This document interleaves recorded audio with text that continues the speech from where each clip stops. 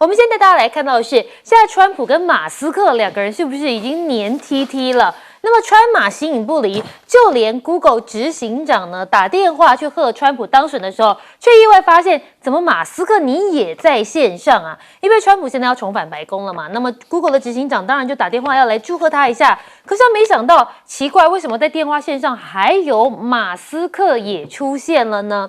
那么《纽约时报》就说了，川普现在提了鹰派内阁顾问马斯克，却做中国生意，所以就有美国的参议员就说了，马斯克跟中国的商业关系可能会恐吓到、威胁到这个国安的危机。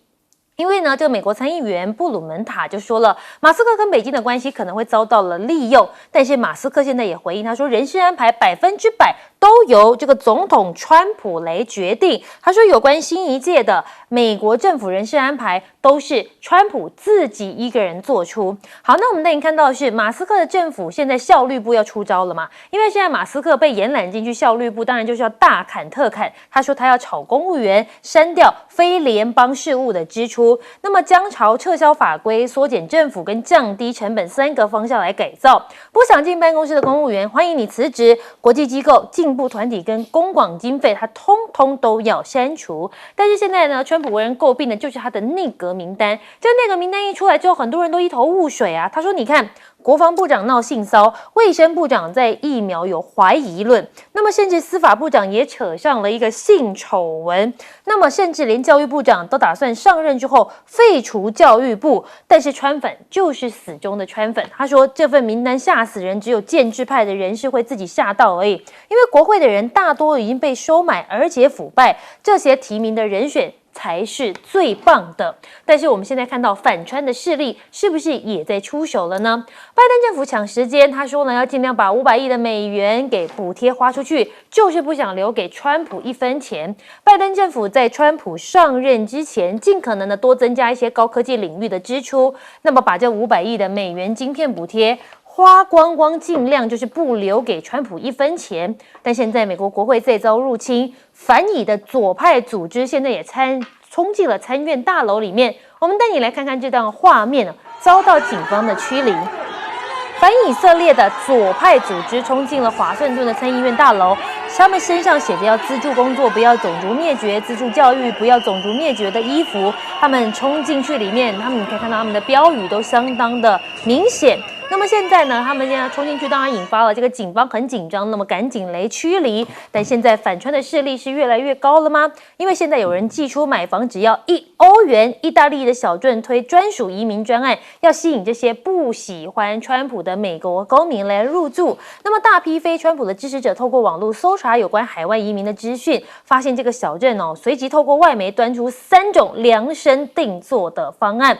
只不过当然大家也会担心了，这川普上任之后，俄乌的局势会不会有所改变呢？那么传出这俄罗斯总统普京愿意跟川普来谈俄乌停火，而且呢传出他们现在同意冻结冲突，对于停火的协议持开放态度，但是排除领土让步的可能，而且基辅必须要放弃加入北约这样子的行列。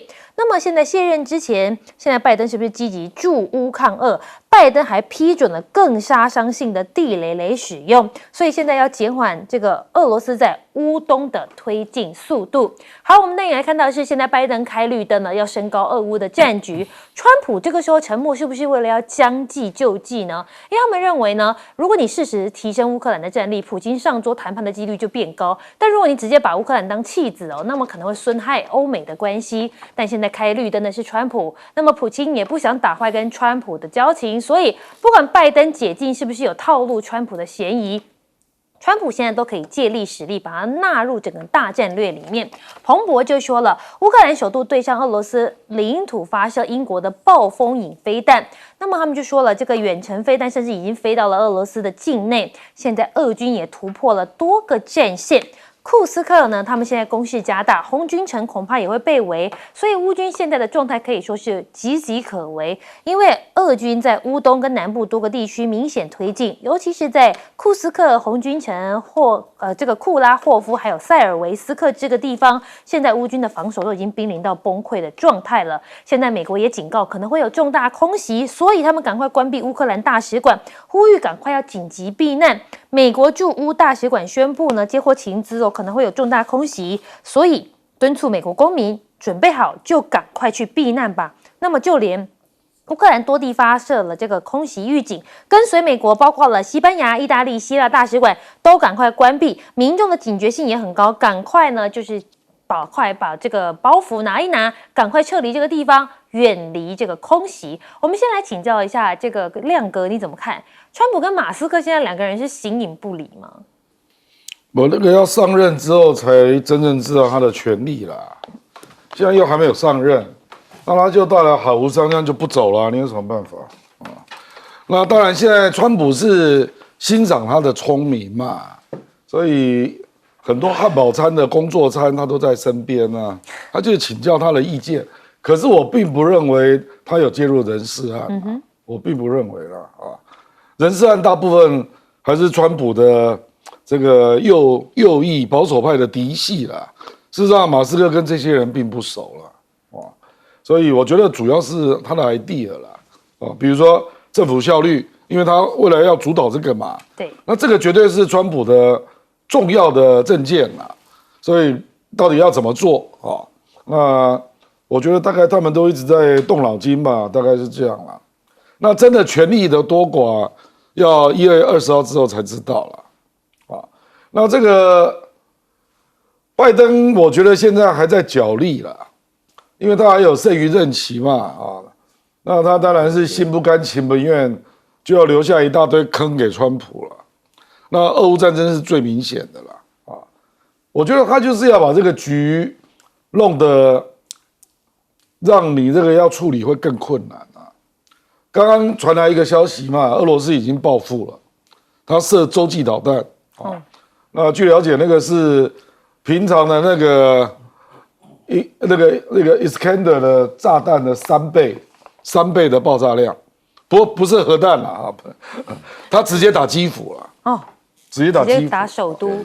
所以我就跟你讲，这个一定是这样了，就是乌克兰现在打了8枚远程的导弹，也是在库斯克州内部了啊。那俄罗斯当然我就打你基辅啊，打你奥德萨啊，打你的电力设施啊，因为冬天也快到了，对啊。而且我认为拜登也不是真的在玩呐，因为目前英国的《泰晤士报》有一个独家新闻呐，他说事实上乌克兰拿到的那个 ATACMS 只有50枚啊，50枚能干嘛？所以我觉得昨天就打了6枚了。对啊，所以我就说就是小玩而已啦啊，因为也没有办法逆转呐。那目前大概就是这个阻止这个。库尔斯克那个地方的集结嘛，啊，因为你如果集结，俄军集结，他可以用那个打你嘛，所以就会造成重大死伤啊。那据我了解，他目前打库尔斯克的标的都是军械库，所以是有打掉俄罗斯一些军械了啊。那也造成俄军跟北韩的军队不好集结嘛，所以库斯克就会有点让那个战局有点停住了这样啊。可是俄罗斯在其他地方打还是照样在往前走啊，就说顿巴斯啊，其他地方啊，那这个，所以整个军事的态势，我不认为有任何改变了。事实上，俄罗斯如果出狠招，就是去破坏乌克兰的电力设施，那到12月怎么办？12月乌克兰就很冷了。对。所以而且乌克兰目前的电力有1/3已经被破坏了，它目前完全是靠内部的核电，还有波兰那边在帮忙那他如果把波兰那边的输配电炸断了，所以为什么波兰也有点紧张啊？就是他会不会去炸波兰拉过来的输配电的系统所以这个还要再继续观察。盛峰委员，你怎么看？你觉得反川势力现在有在出手吗？说他不出手，大概不可能了。说他能出多少手，那就要看他有几只手了。在我看法，就是新闻标题可能比实质内容来得重要。那我们导师来看一个很重要的事，就是说川普现在任命的人，我把它归类大概4大类了。对，第一大类就是倒戈的了。倒戈过来的2个都受都受到任命为内阁了。从甘乃迪还那个女州长啊，另外一个呢是标准的马卡派啊，那就在很关键的位置上，像国防部啊，像司法部啊，这是标准的马卡派，打死不退的，也没有打着马卡的话，也没有那样的位置。那第三种呢是建制派内的支持马卡的了，这个大家有一类啊。那最后一类呢，就大家不要把它列入在马卡，就是卢比奥啊。卢比奥是反华，但是他应该是建制派的，他不属于马卡。你看从他过往的言论来看，他不是马卡的支持，甚至相当大的程度在总统的征集上还是这一个川普的竞争者。那用的他当然有他各方面都有的考量，所以从这个角度来看，他的政治性考量，就是说落实于他自己的政治思维的考量，胜过于一切。这个时候谁去影响他，大概很难。我认为大概很难。马斯克的角色某种程度被放大了，某种程度又被忽略了。被放大就是一天到晚在海峡庄园里面晃来晃去啊。我看了一个国外的分析，还写得很好玩。他说不是他要跟川普有多接近了，是因为他认为现在只有在川普的这一种总统级的保护下，他才有安全可言了。有没有可能？不要否认这个看法。川普比他还危险。对啊，就是两个地方，不开玩笑的说，但是某种程度，这种谁呢？可能比他们两个有什么你龙我龙的关系有没有？可能更值得我们去注意的。违反 MAGA 原则了啊。那这个是一个角度。那有时候呢，他又被怎么样子呢？又要被污名，像这一个美国的参议员所讲的，他妨害了这个美国的国家安全。假如因为投资量在中国大陆这样就妨碍，那美国的几个车厂都要撤回。福特啊，还有 GM， 福特跟通用，假如没有在中国大陆生产汽车，他们这两家早就挂了，就关了。那你说他对中国有没有影响？中国对他有没有影响？因为我把你赶出去，你就关了，那我当然不能赶了，不能被你赶，不能被或者要对你好啊，那对你好就要出卖美国的国家安全了。你看都可以推论了，是吧？这无限上纲就会有这一种无限上纲的歪推理啊。但事实上，他什么也解决不了。至于俄乌战争，今天看得很清楚，那就是拜登在挖一个坑，因为你吹牛说我当选了24小时，我就把它解决。拜登说哇，从我的看，因为战争是我挑起的，可是在我的手上没解决，而且要解决不知道怎么解决。你来，既然20条就给你解决，那足以证明嫌你是对，嫌我是错的，所以不能让你证明你是对，所以最好的方法，我就多挖几个坑，让你顺利不了。那苑老师，你又是怎么看呢？你觉得乌俄战争接下来走向会是怎么样？我跟你讲啊，刚刚俄罗斯发的那个飞弹是 ICBM 啊 ，Intercontinental Ballistic Missile 啊，这个就是最大的杀器啊。是可以带核弹头的，而且它从1000、3000、5000到12000什么的，都俄罗斯有好几种，4种啊，对不对？那现在最害怕的国家，乌克兰已经不是俄罗斯对手了啊！这个西方的媒体都报道，乌克兰的话的全线要崩溃啊！那还有的什么精锐部队上万人留在库尔斯克被包围的紧紧的。现在最紧张的国家是波兰的。波兰的话呢，他们所有的部队啊、战斗机啊什么，都达到最高程度的这种警觉心理啊。为什么呢？因为战事要扩大呢。其实我觉得啊，我将强调2点啊。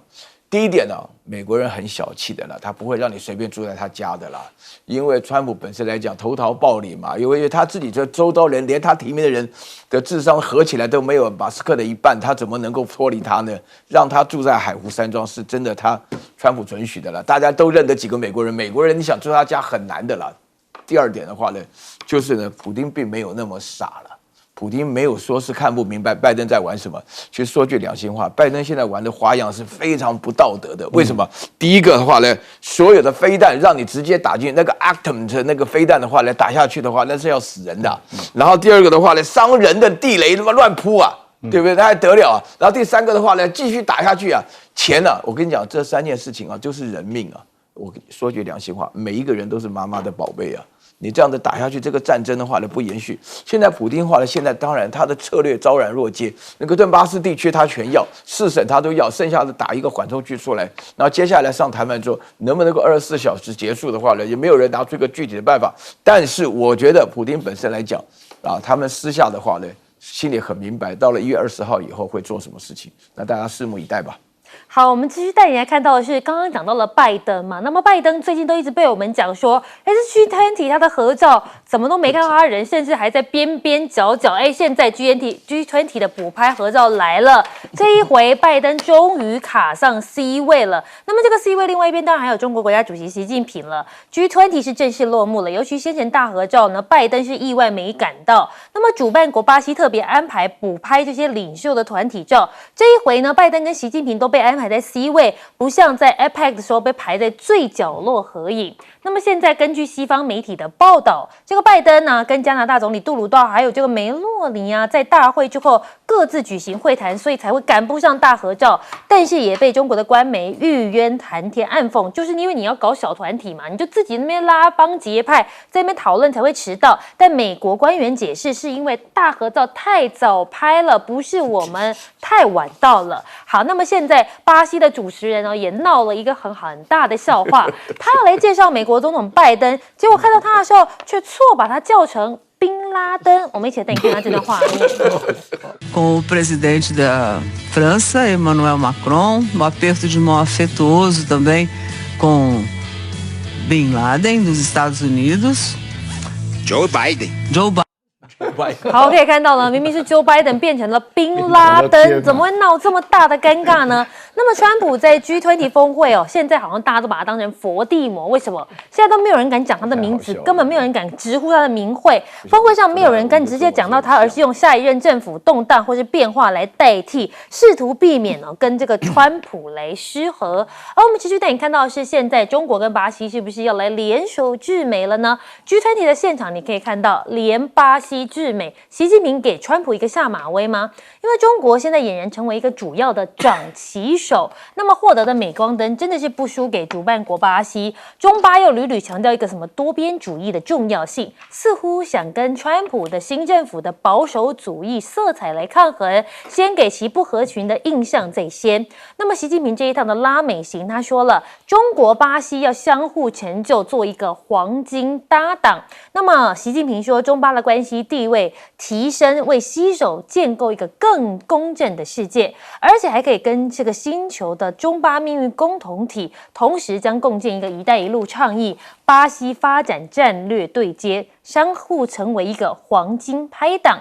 那么巴中两国签署近40份的国家合作协议，习近平呢跟这个卢拉总统举行会谈，那么双方签署了贸易、农业、工业投资、科技、通信、医疗卫生等等将近40份的国际文件。习近平又出席了这一个卢拉的欢迎仪式，中国的低轨卫星互联网服务可能就会进入到了巴西市场。我们可以看到呢，其实巴西政府跟中国的千帆星座哈马航天公司签署了合作意向的协议，这个公司也提供了卫星网络服务，可能会取代这美国企业家马斯克的星链。那么现在中国的动作当然不只有这个了，我们要带您回来看的是，这中国打通了整个拉美海路了吗？阿根廷总统米雷伊，他呢转成泰清华，那么会晤习近平，希望经贸可以密切合作。你还记得吗？这个米雷伊呢，在竞选总统期间对华立场很强硬，甚至在川普当选的时候还打去恭贺他，强调永不与共产党合作。面对国内经济已经开始困难，他现在态度也开始改变了哦。此前他已经宣布，明年1月就要到中国大陆去访问。那么中国现在在尼加拉瓜也要来建深水港了，插旗美国加勒比海的后院。之前他不是到了秘鲁一起出席前海港的开幕式吗？那么现在呢，还要跟尼加拉瓜再签署一个协议，计划要盖一个叫做蓝田港，距离美国更近，等于就是在美国的后院插上旗帜的感觉。前海港位于南美西部靠太平洋，而未来新建的这个蓝田港位于中美洲东部靠近加勒比海，一南一北一东一西，反制美国势力的战略意图可以说是相当明显。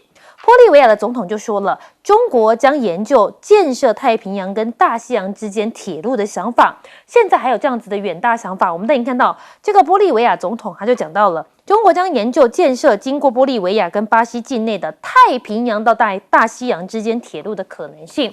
我们先来请教一下亮哥，刚刚亮哥笑得很大声，这个拜登怎么被叫成宾拉登呢？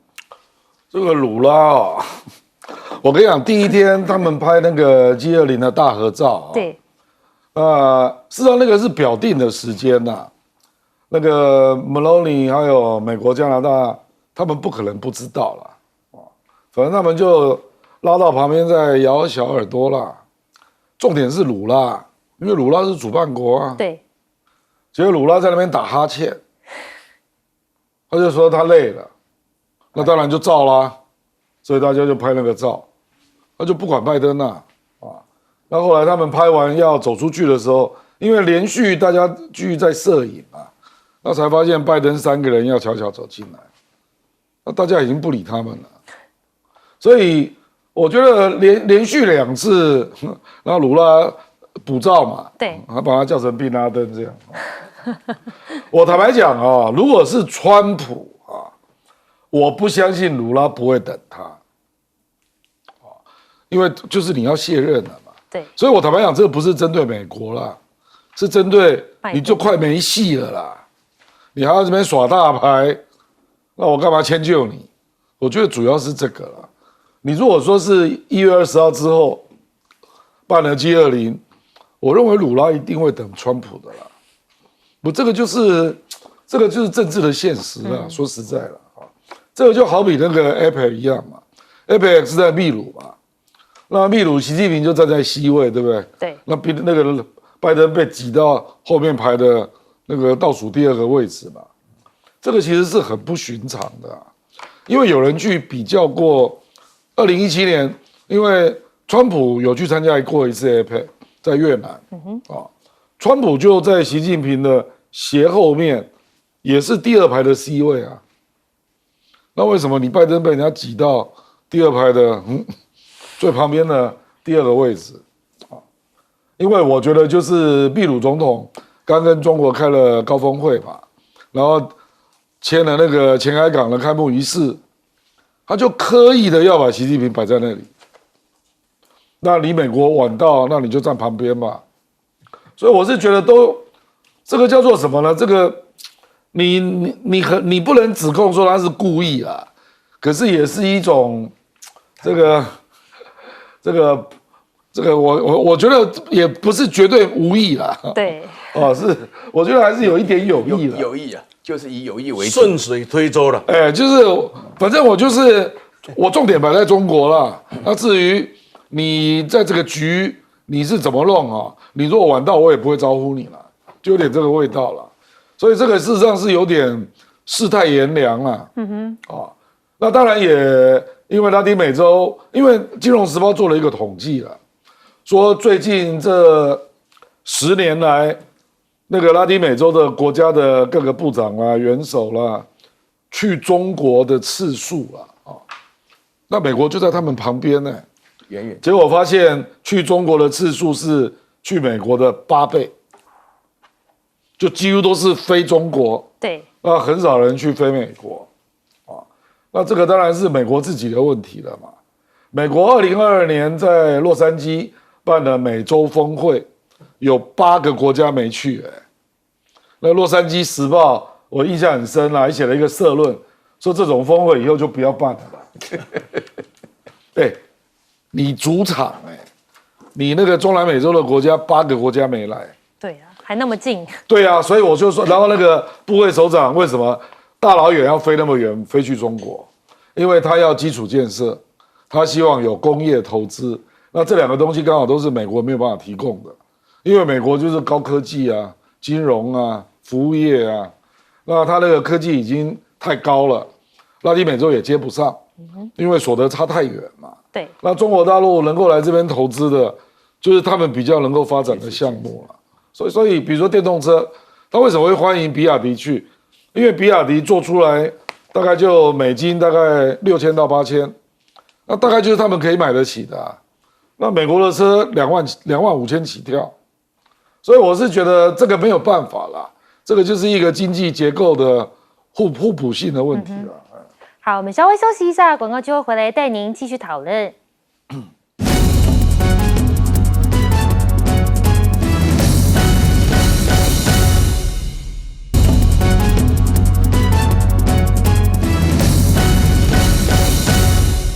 欢迎回到新闻大白话，我们要来问一下旋风委员，您怎么看现在中巴的关系呢？这样子啊，中巴会联手，但是中巴联手不是为了抗美，就是对于巴西来讲，维持两手策略就是他最好的选择。第一个，美国离他很近，那么这舍近求远毕竟不是必要之途。可是为什么又让中南美洲这类国家去舍近求远呢？显然这个近呢、就如同墨西哥讲的，让我离天堂太远了。离美国太近了，这个上帝太远了。对，离上帝太远，这他压力是蛮大的。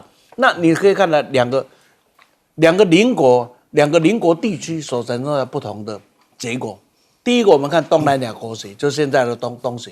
东协当时是基于反共而组成的单位，对，东协基本上是相当多内部人，共产党的压力给他们也有很大的压力。所以呢，中国崛起的时候要解决这个就是说跟东南亚一起发展，是大家是心怀戒心的。经过了几年下来的结果，现在东协跟中国的关系啊是密切的不得了。那相对的，美国在棉罗主义之后，整个的美洲是美洲人的美洲，南美洲就是它的痉挛。可是经过美国好好的经营的近100年的结果，美国是什么？相对于今天东南亚借着中国的势的崛起，而跟着一起成长，双赢的局面。这边只看到美国一家独好，然后呢，中南美洲一家独苦。在这样的情况下，他会怎么选择？所以，与其说中国是强劲的中南美洲，不如说是美国把中南美洲给赶到中国去了。刚刚有人提到，就是说到，刚刚主任特别提到到中国的访问，这个中南美洲国家有80几次啊，部长吧，那去美国有多少次？你这想想就知道，你是当部长，你要去哪里？你到了中国大陆，你是被当作上宾在接待啊。这些中南美洲国家的部长到美国去，搞不好进出境还要搜身呢、你不要忘了，这个吴淑珍呢，去美国的时候叫他站起来，还要搜身呢，不，那种礼仪感。还有那一种被轻视感，那一种看到高高在上的骄傲感，跟那一种把你当为朋友的接待感，那你会做什么选择？一样去谈事，那我当然是选择让我心情舒服一点的地方。我也不会选择去看人家脸色的地方。这个呢是美国要检讨。美国今天在中南美洲逐步的被中国的力道取代，不是中国有多大的能量，也不是中国有多大的野心，是你美国把他们推到了人家的旁边去了。好，我们稍微休息一下，广告之后回来跟您继续讨论。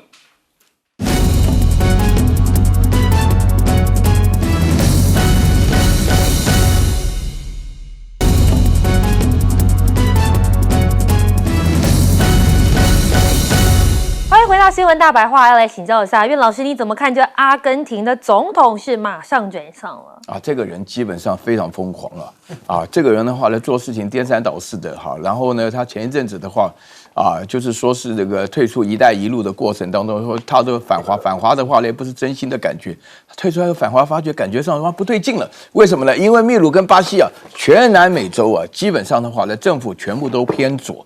没有一个是跟着美国走在一起的，就说现在大家动不动还在提门罗宣言了。我说句良心话，就是其实南美洲的国家都是已经反感到美国，反感到极点了。因为那个川普都直接讲说，你这个国家是 shit holes， 这个大家翻译我不敢先翻成中文就是说这个基本上能说起一个观点。比如说我必须要强调2点非常重要。第一个就是大陆在1949年开始建立的时候，对于亚非拉国家的重视，他们的外交成果的话，到今天来讲是没有话讲。然后美国本身来讲的话呢，就是零和游戏你跟我好就不能跟大家好，所以说大家这边在选择的话呢，对美国现在盟邦越来越少。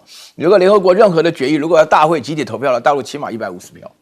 那美国能有几票的话呢？我就视为的能有40票都不错了这是第一个情况。然后另外一个的话呢，大陆的基础建设、基本建设、基建狂魔刚好是拉丁美洲国家、亚洲国家、非洲国家所需要的。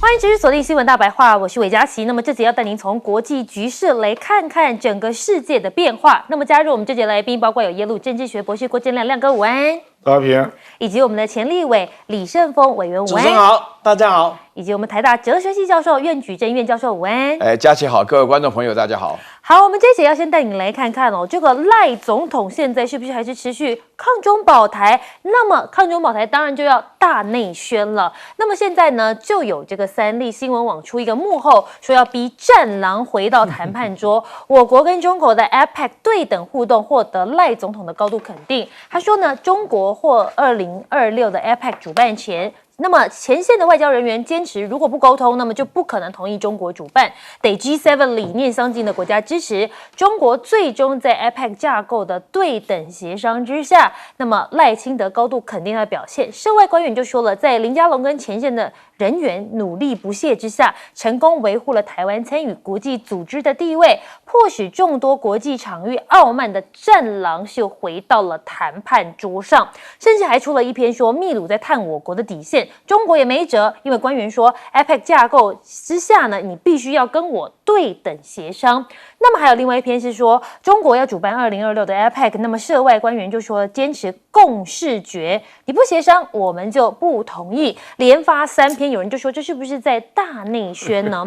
你看看，因为跟日本首相在 APEC 会谈50分钟，林信义就透露了石破茂有点担忧一件事情。他说石破茂一直重申台海局势对于全球的影响很大，而且日本对台湾企业人民有长久的感情，他非常的关心也忧心，一再重申台海和平真的好重要哦。但是你看看11月15号，当时石破茂不是才跟习近平见面，他还说要坚守1972日中联合声明的立场是完全没有改变的吗？那到底是怎么回事呢？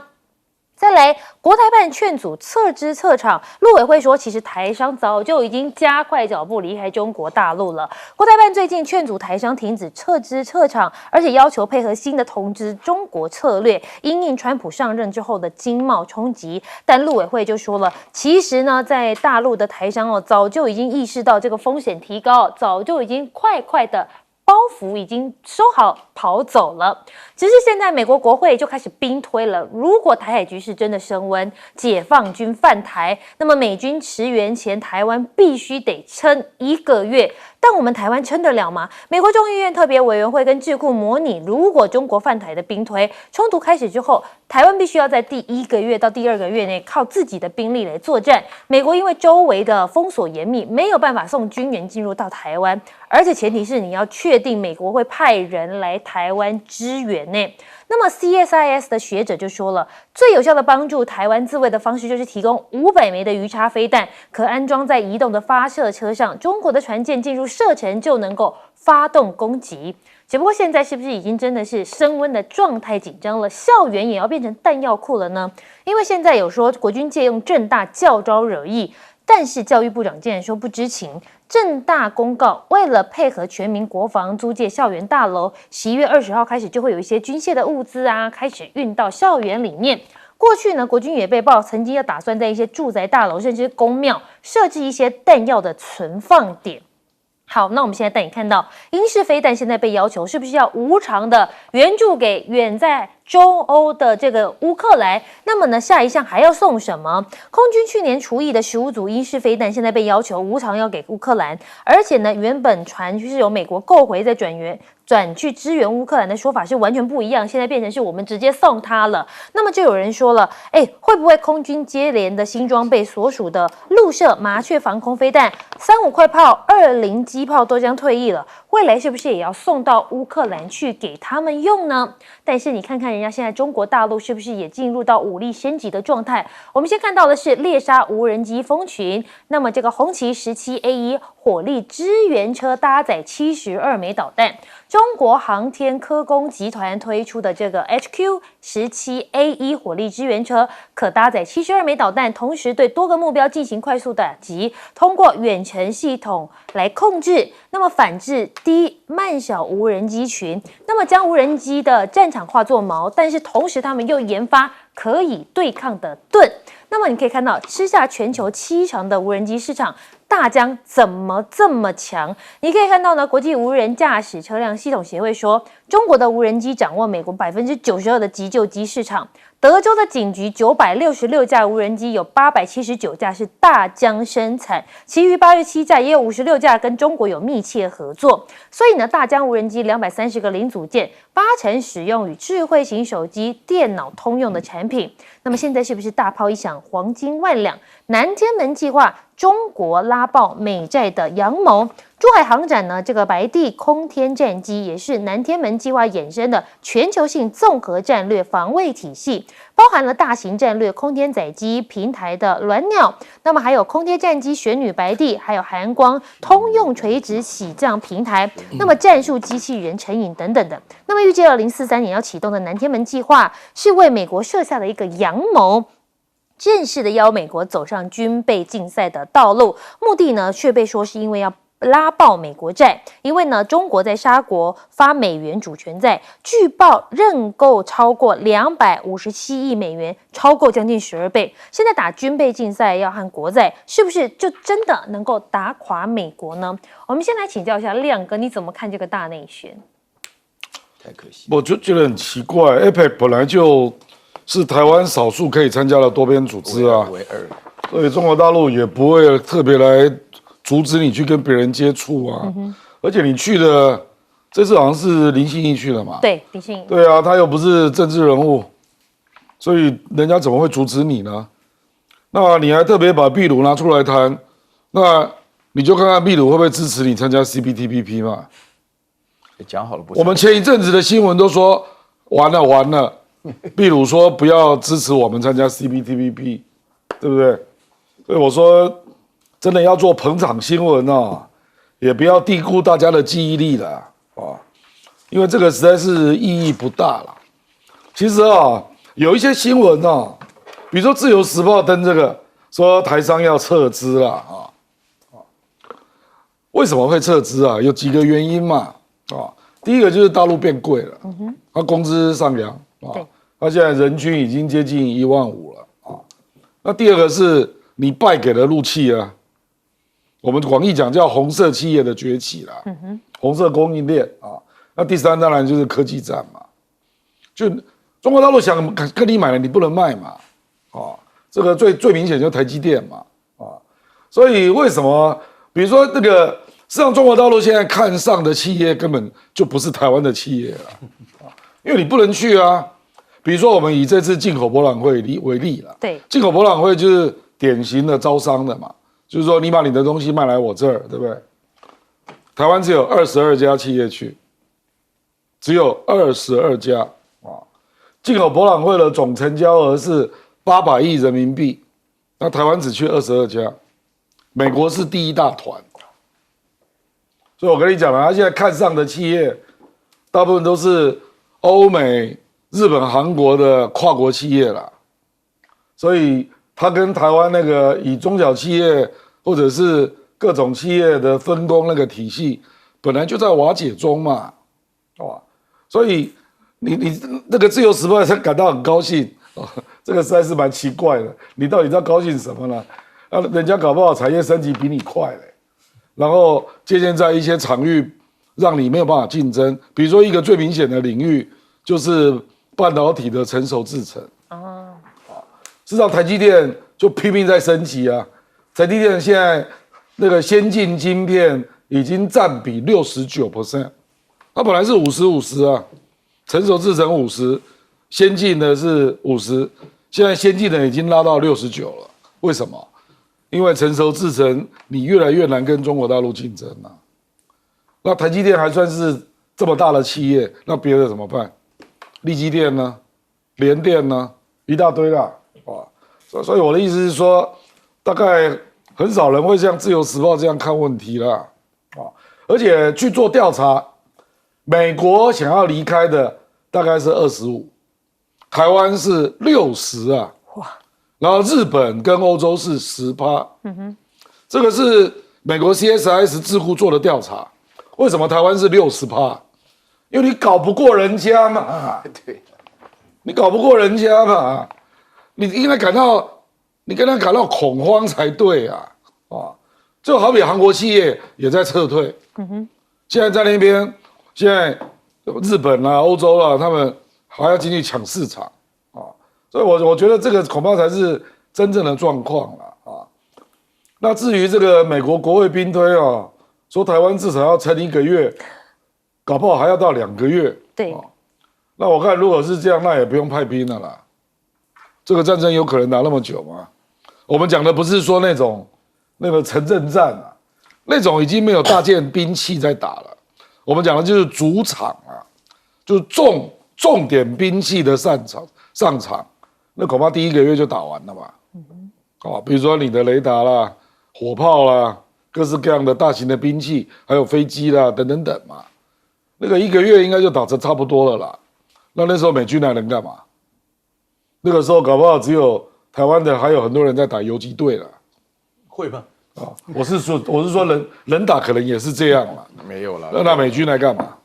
首战及中战。好，那我们来问一下盛峰委员，你又是怎么看？因为美军他们自己的兵推嘛，台湾自己要先撑1个月，那么最高可能还要撑到2个月，你怎么看呢？我怎么看？因为问台湾人民要不要撑1个月嘛。我很简单，不要问我们能不能撑嘛，我们要不要撑1个月嘛？那假如人民不愿意撑1个月，这场仗可以打吗？对，很简单。美国人说你可以撑1个月、撑2个月，那是美国人说的。可是死的人是谁？是我们，受伤害的是我们。所以先问我们要不要撑1个月？这个是标准的美国的霸权嘴脸嘛，对吧？那我们面对霸权嘴脸，既然不敢回话嘛，所以这个是一个假议题。第二个假议题就是 APEC 这个，明年要在中国大陆举行。别忘了，在中国大陆已经举行2次了，2001年跟2014年已经2次了，2次有我们是跟大陆协商吗？大陆跟你平等噻，你不用嘛，这是一个台湾，只要你不是用国家领导人的身份与会，经济的官员与会或者其他非政治的官员与会的时候，基本上他是不会设限的。连谈论都不要，除非我们这次跟大陆谈说你要办可以啊，那就是我的总统要去哦，你才可以办哦，你提嘛，你本来就可以去啊，你除非你要改变你自己的立场，你才要跟人家谈判啊，那谈判你提啊，看看其他国家同不同意啊，看看美国同不同意啊，日本同不同意，其他那假如不同意，你不讲这个叫废话吗？这个叫做不提出来不知道你可笑，提出来只能证明我们怎么在外交的第一线的人会有如此愚蠢的想法，或者用这个去骗赖清德，把赖清德骗得团团转，说你看我们前天跟他不跟我们平等谈判，我们就反对他举行，你信啊？你反对结果就是你退出啊，你信不信？不对，APEC这句反对，或者我不中国大陆没有跟我平等谈判，而我不准他举行。你要说那小弟你回家好了，不用回家了，对吧？这怎么连一点点国际常识都没有？而且我们已经参加过2次了，而且是在陈水扁的任内，都已经有参加过了，它不是问题。然后在马英九任内也参加过了，也不是问题。那么现在，你也要讲罢休营，2级不党的开征邀，他是提出那时候没有惩毒条款，那不管是什么条款嘛，他不根本就是2级不党的开征邀啊，让自己痛苦啊，抓也不对，不抓也不对呀，那要养死你们去养，不要把我们一起养。再过来呢，台商退出这一件事情，那是标准的把丧事当喜事办了。什么叫丧事？就是说当时在中国大陆改革开放的时候，需要大量的港资陆资，因为它是在初期的发展阶段，所以那个时候我们是台商去啊，固然有赔的，但绝大多数人赚得盆满钵满的回来。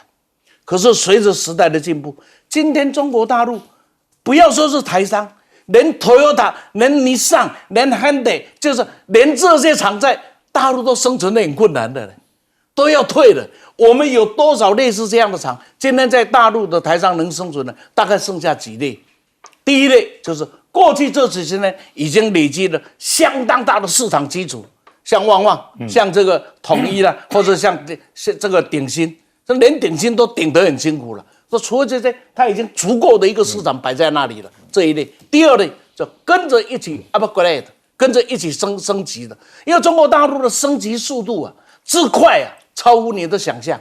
尤其最近的互联网跟大数据跟自动化那种升级的速度，它是世界第一耶。那假如你不跟着一起，那你知道怎么样子？只好打道回府啊。所以，假如连Nissan、连 Toyota、连这些世界一级的车厂，在面对中国都必须要撤退的时候，那他撤退不是他没市场是他的市场很大，你吃不了，别人去吃。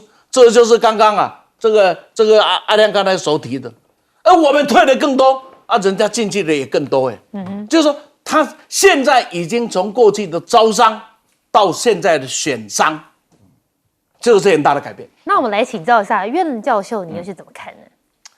我跟你讲哈，就是说是阿亮跟这个顺丰委员都运气比较好了，就是讲到这个，他们天天都在骂民进党嘛，就是这个打肿脸充胖子，自己说自己自说自话。实际上的话呢，我告诉大家我们现在台湾有机会参加 IPEC 是很难得的啦。是你现在讲这种话的话呢，大陆听到好笑一下，大陆发挥一点影响力，连 IPEC 都去不成 ，WTO 的话根本就不运作。剩下那个亚洲开发银行的话呢，我们每一次代表出来那边都是 under protest 的，大家知不知道我们国际关系只要我们的 intergovernmental 的这种 institution 只有这3个了，现在搞了已经剩下了不到2个，你自己在这边讲胡说八道一下，我觉得这个是很但是我对一个消息凯特特别重视，因为我跟这个委员我们都住在政大了所以我刚刚赶快查了一下，政大要放弹药，那还得了对不对？我住在宿舍里，他是住在隔壁对不对？我们都算是政大校友对不对？在这种情况下的话，那我就想到说，我们政大原来山明水秀大家都到猫空去喝茶，怎么突然变成有弹药放？我还打个问号，后来没有了，只是教招。但是我也很怀疑我很怀疑为什么？因为政大其实腹地不大了然后呢搞了一大堆教招，这个教招这个情况下来讲，要封路什么的，所以说过2天我要出来的时候，要稍微注意一下这个路况对不对？因为政大都变成教招地方了，这个非常严重，而且还要打1个月。这个教招本来就是假的嘛，怎么还要打1个月呢？开什么玩笑？因为你这边讲到无人机，你讲到大疆只是大陆上百家无人机之一家请大家要稍微注意这个大疆是民用的你这次在珠海航空展，你没有看到大陆的军用航空机吗？还什么打1个月的？我说句良心话，我还就相信马英九讲的是首战及中战是对的。一旦登陆以后你根本就来不及你知道吗？大家实际上士气马上都崩溃了，因为实际上我们现在所面对的情况是根本就没有士气，要靠什么？1个月要靠什么？大家每天在这边讲乌克兰的情况，1个钟头你都受不了还什么1个月了？1个月还指望美国人来？1个月打完以后，美国前3天就已经做好判断了。怎么可能有这种事情？大家心里要非常清楚。2个礼拜天然气就没了。哎呀，这2个礼拜，我跟你讲，我问过我学生，说你们多久可以不用洗澡？每天都要洗2次。他天然气都没来，洗个屁澡？洗3遍。你知道吗？什么情况？我时间有没有到？不过我们来带大家来看看刚刚老师讲到了这个乌俄战争，的确现在大家都很关注，尤其是川普即将要上任了，是不是会对整个国际的局势造成改变？